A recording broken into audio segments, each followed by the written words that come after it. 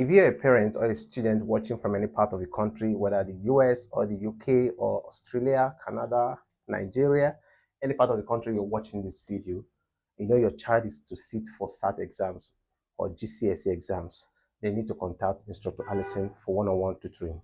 I'll make sure that I teach your child until he becomes or she becomes dangerous in SAT problems. Now, this is a simple problem we need to analyze firstly before we solve.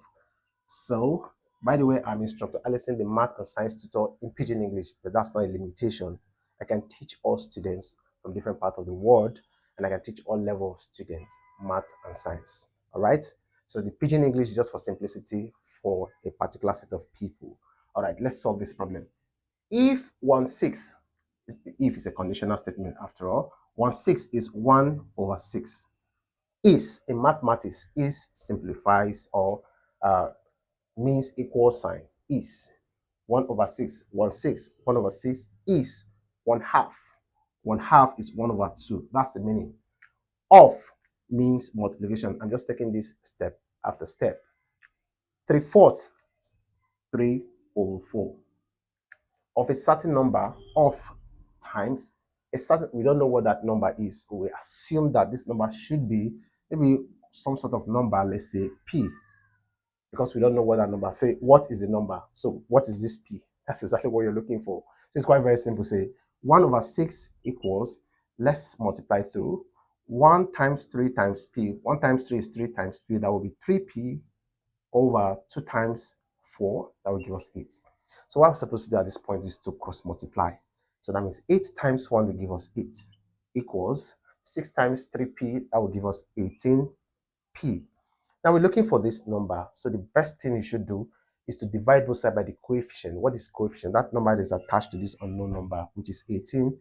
If you divide both sides by 18, we would have this cancel out with this. So P will be equals, you have 18 over 8 over 18. This is quite very big. It's a big number. And if you check through the option, you will not see 8 over 18. So what we need to do at this point is to divide both sides by the greatest common denominator. So the greatest common denominator, if you try 2, if this divide by 2 and this as well divide by 2, what we have as the result will be 8 divided by 2. That will be 4, because that 2 is the greatest common denominator in this case, because if you try 3, that will not work. If you try 4, it may work for this, but it won't work for this. And you can't go further. Does that make sense? Okay, so at this point, 8 divided by 2, that will give us 4, and 18 divided by 2, that will be 9. And this is the result for this problem, because you can't simplify this further. Now, if you read through the options, you can see that 4 over 9 falls under option D.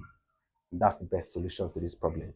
So if your child is sitting for GCSE exams or SAT exams, then Instructor Alison tutorial is the best tutorial for your child.